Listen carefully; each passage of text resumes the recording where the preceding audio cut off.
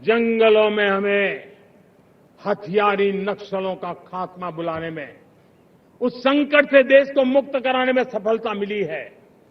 लेकिन हथियारी नक्सल तो गए, लेकिन दिमागी नक्सल, ये दिमागी नक्सल मौके की तलाश में है, हिंसा अराजकता के वो रास्ते खोज रहे हैं, समाज को गलत राह पर घसीटने के लिए भांति भांति के दांव कर रहे हैं।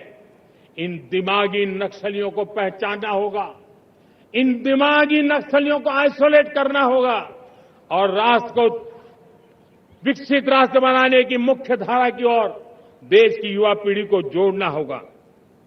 मेरे प्यारे देशवासियों, सुरक्षित भारत बनाना हम सबका दायित्व है।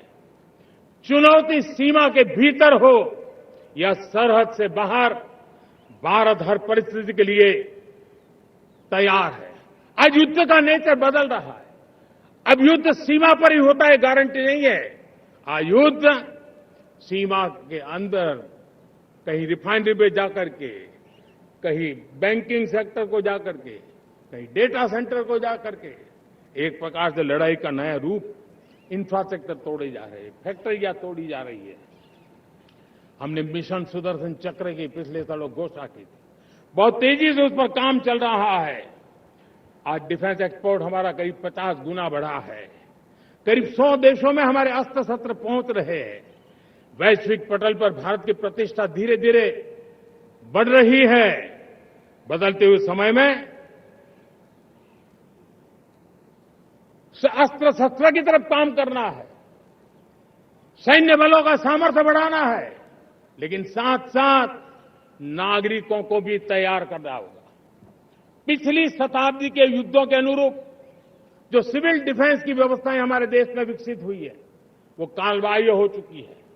और इसलिए मैं आज लाल किले से घोषणा कर रहा हूं कि हम आने वाले दिनों में सिविल डिफेंस का एक वाइब्रेंट नेटवर्क खड़ा करेंगे। आधुनिक व्यवस्थाओं से उनको परिचित कराएंगे। आधुनिक संकटों से नागरिकों को रक्षा करने की क्या व्यवस्था हो सकती है, एक बहुत बड़ा वॉलेंटरी फोर्स सिविल डिफेंस का आधुनिक चुनौतियों को पार करने वाला हम बनाने वाले हैं। मेरे प्यारे देशवासियों, राष्ट्र के निर्माण में आज हमारी बहनों बेटियों का योगदान हम सबके लिए बहुत बड़ा प्रेरणा का कारण बना हुआ है। फाइटर जेट हो या सिविल एविएशन, हमारी बेटियां सबसे आगे दिखाई दे रही है। खेलकूद का मैदान हो, हमारी बेटियां आगे दिखाई दे रही है।